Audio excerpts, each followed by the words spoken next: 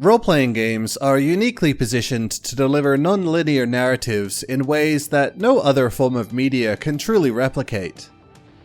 The player character in an RPG is frequently tasked, with sufficient motivation, to achieve a particular goal, but there's almost always space for something tangential to appear and distract from racing towards saving the world. Drakensang's main plot might revolve around preventing evil forces from reviving tyrannical dragons, but that doesn't mean there's no time to help clear the rat infestation out of the brewery's basement. These excursions away from the game's primary plot work to add depth and life to a world that needs somebody to save it, and a player is much better motivated to help the people they know and care about. In some games, these side quests aren't tangential at all, instead influencing events later on by way of branching narrative structure or karma system. Oftentimes, however, the pivotal event that comes to alter the momentum of the narrative appears quite late into the story, and may only change the trajectory in superficial ways. Press one of 3 buttons and a different ending movie plays kind of thing. Dark Savior's only point of severance is right at the start, where the efficiency of the player's movement throughout the Sea Bandits shapes their threat going forward.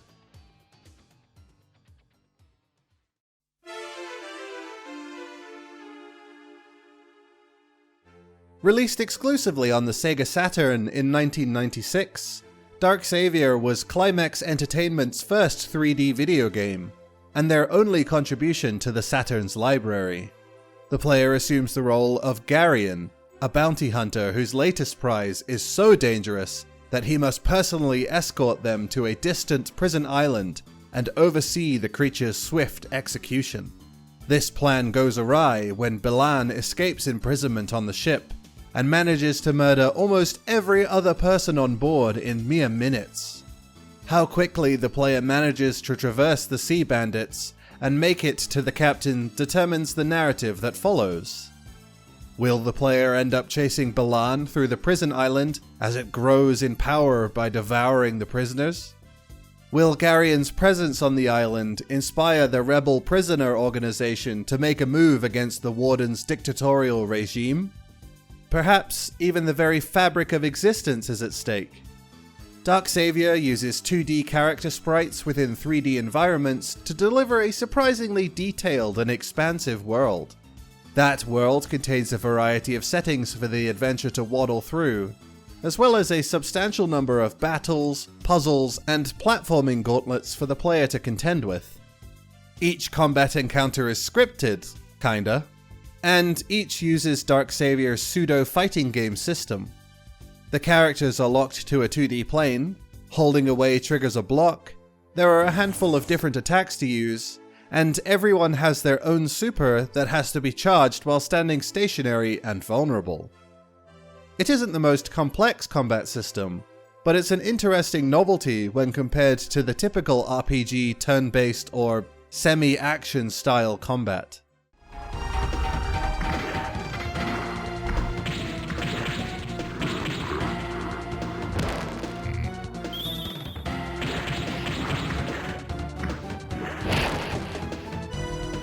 The puzzles are mostly simple timing or memory challenges that often make good use of the 3D environment and Garion's physical capabilities.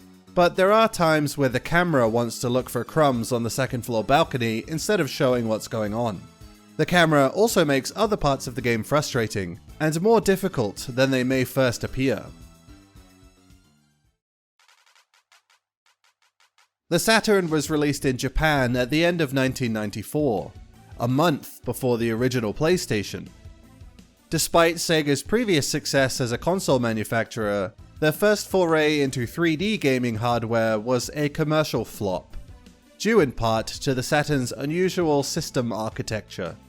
Most 3D modeling and rendering at the time was standardized around triangular polygons, so Sega's decision to go with quadrilateral rendering left them high and dry when it came to third-party support. There wasn't an easy way to port games to and from the Saturn, so the system ended up with its own isolated aesthetic that no other 3D hardware could replicate.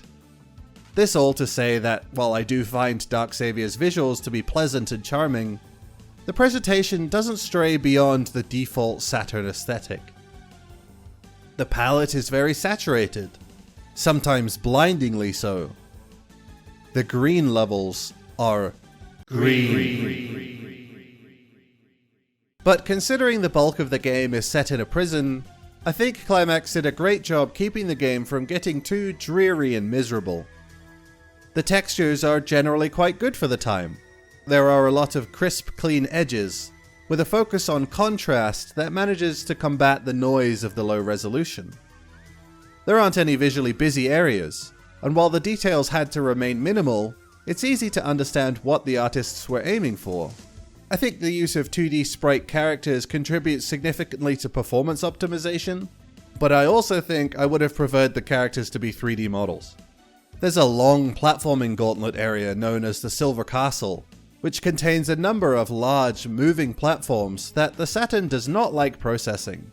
The player has to make precision jumps that involve turning mid-air while combating input lag and the Saturn controller. I can't imagine how poorly this section would run if Garion and Jack were 3D models. Although, if there were full 3D movement, then some of the obstacles within the Silver Castle would make a lot more sense.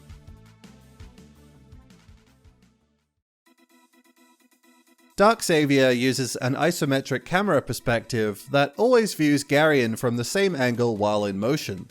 It is possible to rotate the camera slightly, but never enough to really change how the world looks, and never while the player is moving around. Moreover, the Saturn controller was never upgraded to feature analog control sticks, so all 3D games on the system had to make use of the D-pad for 3D movement. Since Dark Saviour uses an isometric perspective at all times, this means that pressing up on the D-pad causes Garion to move northeast. When exploring or in combat, this is completely fine. I found myself walking the wrong direction now and again, but it never really mattered. Once the platforming started to get involved, I basically had a small meltdown and had to relearn the controls every time. There's no simulated lighting or shading, so depth perception was a constant issue throughout those platforming gauntlets.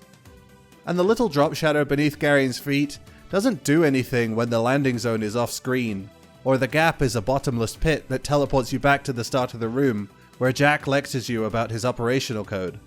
Jack actually charges Garion a fee every time he does this, and it's possible to run out of money and game over, returning you to the last save point. Dying in combat causes an immediate game over, but once I learned the timing for Garion's stunlock combo, the combat basically ceased to exist.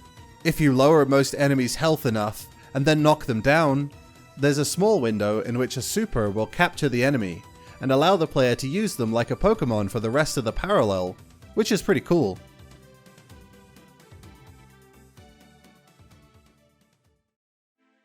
Dark Saviour's narrative is split between 4 different parallels. Each is essentially a separate story that begins in roughly the same place and features many of the same characters. There is a 5th parallel that's only accessible by navigating the Sea Bandits introductory area quickly, but not too fast, and then losing the first encounter with Balan in the bridge. The actual parallel itself is just a series of cage matches against all of the game's major enemies, with no healing or saves or continues. And it's being officiated by this cereal box mascot named JJ. Every other parallel follows on from the game's introduction, where Garion parts with the rest of his bounty hunter crew in order to chaperone the transfer of Balan to the prison's execution facility. The writing in this scene is complete garbage, which made me really apprehensive about the quality of the rest of the game the first time I saw it. I would not have blamed the translators for touching things up so it doesn't come across so weird. Hey Garion, why don't you listen to me once in a while?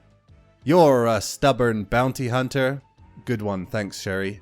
I'm no spy, I'm Jack. Sounds like it was supposed to be a catchphrase or something, but he never says this ever again. Then the ship leaves, and presumably days pass before Balan makes his move to wipe out the entire crew. As he does, Garion suddenly awakens from a nightmare he's shared with Jack. A nightmare that's just about to come true. And then Jack starts talking about a flower pressed in the pages of a book that isn't visible on screen, which is stupid. On first playthrough, this means absolutely nothing and just comes across as horrendous writing. But don't worry, it's still bad after completing the first parallel. The item is already in the player's inventory, and Garion reacts to it in confusion if you try to use the rose on something. There was really no need to have Jack face the camera and say, "Hey, remember the blue rose!" After this interaction, the ship's alarm sounds, and after some more dialogue, a timer starts, and the player gains control of Garion. If the player makes it to the bridge in under 3.5 minutes, they'll be on the third parallel. If they arrive after 3 minutes 30 and before 5 minutes, they'll be on the second parallel, and any time after 5 minutes leads to the first parallel. In every parallel, the ship and Garion make it to the prison. We arrive on the warden's birthday, the one day a year where security is a little loose and the inmates' family members are able to visit. A secret prisoner organization called the JLO is taking advantage of the gaps in security by having one of their members exchange some of the island's rare Balanium ore to a weapons dealer for a tool that will apparently help them overthrow the warden. Sometimes the dealer shows up, other times Balan appears instead. In the first parallel, when Garion finally reaches the island, he learns that the prison is aware Balan has escaped, but they aren't really that interested in hunting it down, so it's up to Garion to recapture the monster alone. Throughout this adventure, the player is shown scenes of the other major characters participating in the narrative, to provide some more context to events later on, and show the player that there are a bunch of moving pieces involved. It's an ambitious narrative, and presenting it like this is a good way to ensure that the reader is aware of all of the other things that are happening.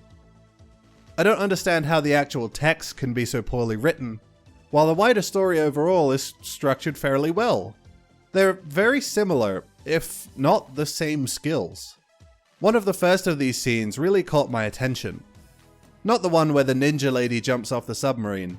The next one, where the warden and his alien assistant are talking about their giant vat of green ooze.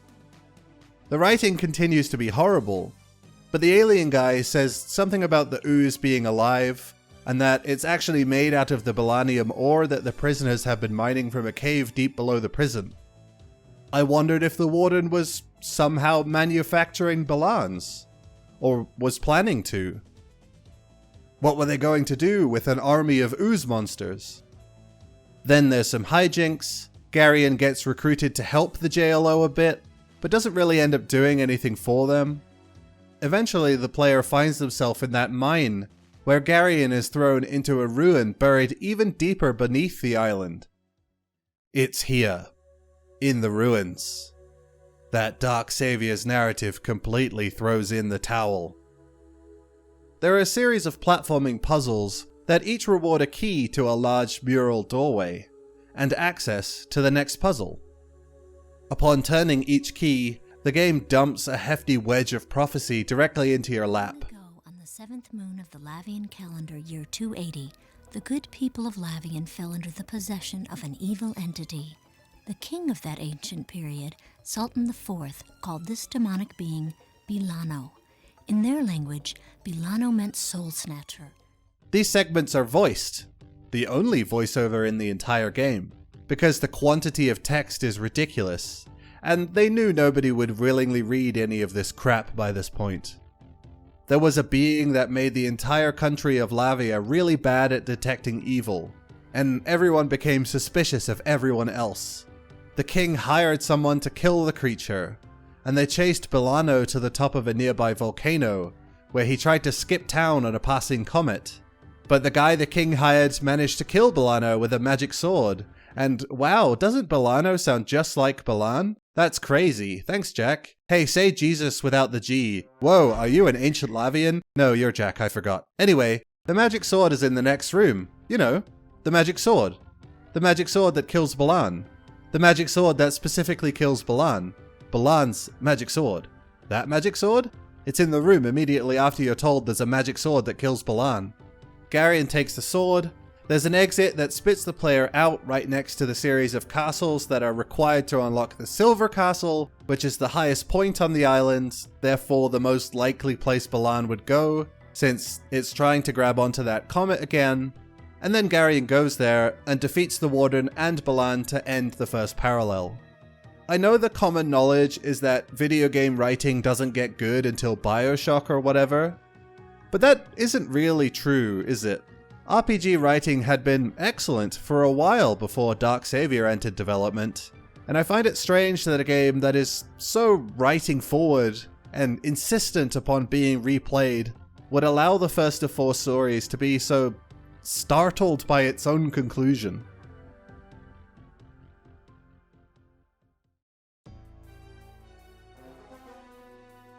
I won't go so in depth for the remaining parallels, because I think I've made my opinion on the writing clear, and would rather not complain about it for another hour. The second parallel mostly revolves around Kay, the ninja woman whose presence on the island in the first parallel is a total mystery.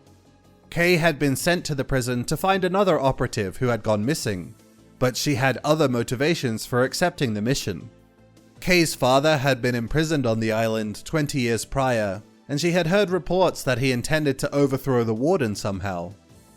During this timeline, Garion has ended up working with the Warden to try and thwart the JLO's rebellious plans, since Balan had been destroyed on the boat.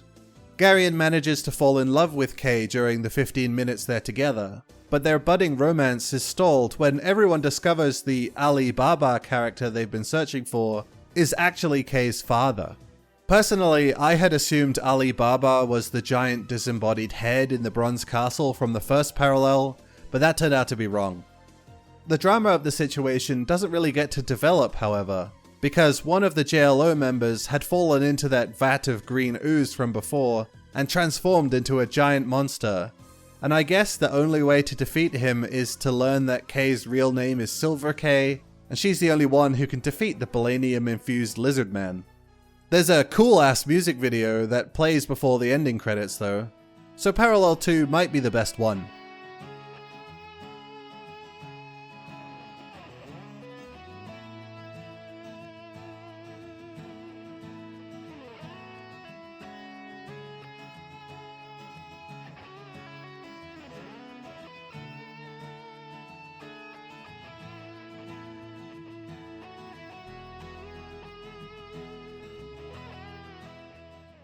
The fourth parallel is kind of a direct sequel to the third. After preventing Balan from killing the captain of the Sea Bandits by locking it out of the bridge, Balan makes a break for the prison island in search of means to become more powerful. It intends to do this by eating a bunch of the Balanium ore the Warden has had the prisoners mine, and the whole prison basically goes into lockdown to try and prevent Balan from succeeding. Eventually, Garion manages to corner Balan in the deepest part of the mine and defeat it. But in the panic, one of the JLO leaders manages to reverse engineer the Carbon Freeze execution device and has begun releasing all of the most dangerous criminals upon the prison. Garion manages to defeat JJ, but discovers that one of the frozen prisoners who didn't manage to escape was actually him. And then the Carbon version does escape and starts terrorizing the prison, leading to Parallel 4, in which Garion only has 1 hour to track down and defeat his paradoxical self and prevent him from being evil, I think. It's by far the most challenging part of the game, since the player has to navigate the entire prison and defeat all of the strongest enemies, all without saving and losing once. I think it would have been an enjoyable send-off for Dark Savior if the Silver Castle was excluded. You get to revisit all of the game's locations one last time, and refight all of the big encounters while on the hunt for evil Garion. But Parallel 4 opens with a grueling platforming gauntlet that isn't fun the first 2 times the game requires you to complete it. Why aren't these narrow bridges aligned to the grid? Why are there corner jumps and ways to be instantly crushed by a spike trap? This place would be hard with an analog control stick, and you have to navigate it with a D-pad.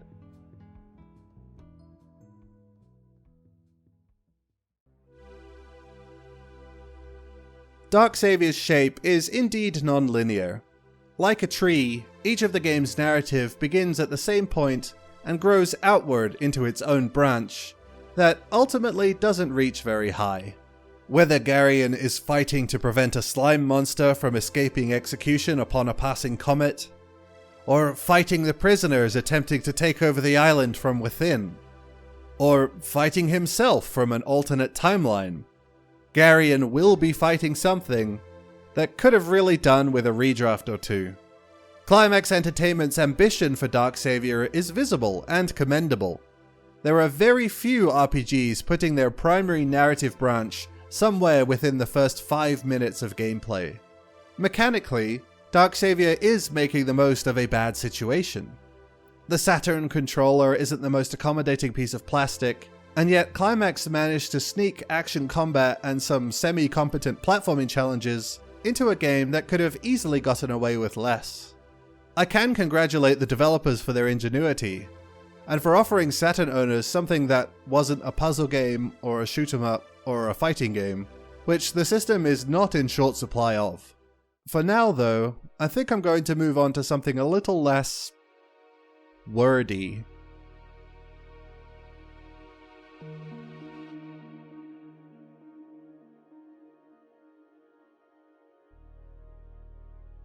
Hey, you ever wonder what Banished would be like if it was more finished?